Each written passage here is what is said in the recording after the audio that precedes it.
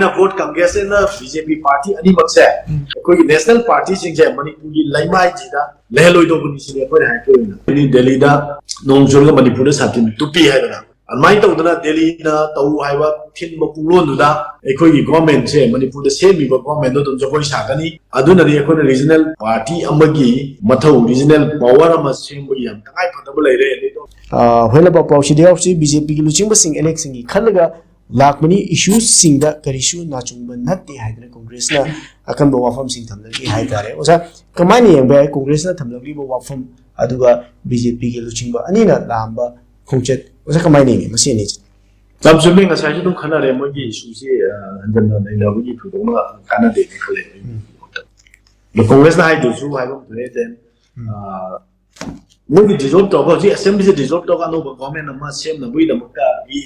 ꯅꯧꯅ ꯏꯂꯦꯛꯁꯟ ꯇꯧꯕ ꯍꯥꯏꯁꯦ ꯄꯤꯄꯜꯒꯤ ꯃꯦꯟꯗꯦꯠ ꯂꯧꯕ ꯍꯥꯏꯁꯦ ꯁꯤꯅ ꯕꯤꯖꯦꯄꯤꯗ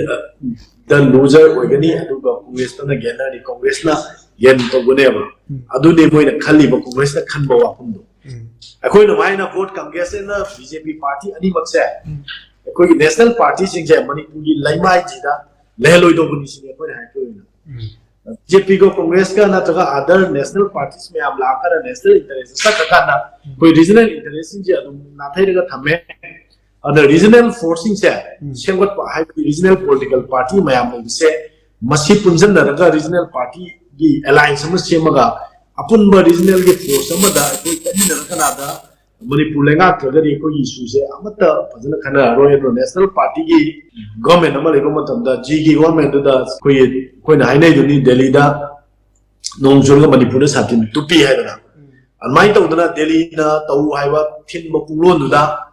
koi gi government se Manipur da semi ba government do jogoi sagani regional power ama sembu yam tangai phadaba leire ni do our ni maduda koi isana isagi irom dom lepsan abagi isa khot chanabagi aduga Indian constitution manu da piri ba fundamental rights me am phangdana riba ati phangna bopona bada aikogi oijaba regional political party duna thabak tawraba matamda da aikoi miyam gi apam se mai pak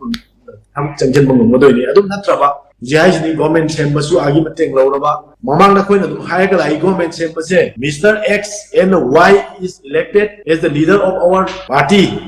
akoi government masing seme adu governor da mangani mun da tai mun da akoi government seman biro mana haibu matamda sem da ba yaroi ba rada ke ho ba yam la ni da rada ke regional gi force gi akan ba dum lakani aduna koi gi congress na pami ba dissolve to election ma to ba haibu do adoi koi miyam su pami koi su pami haita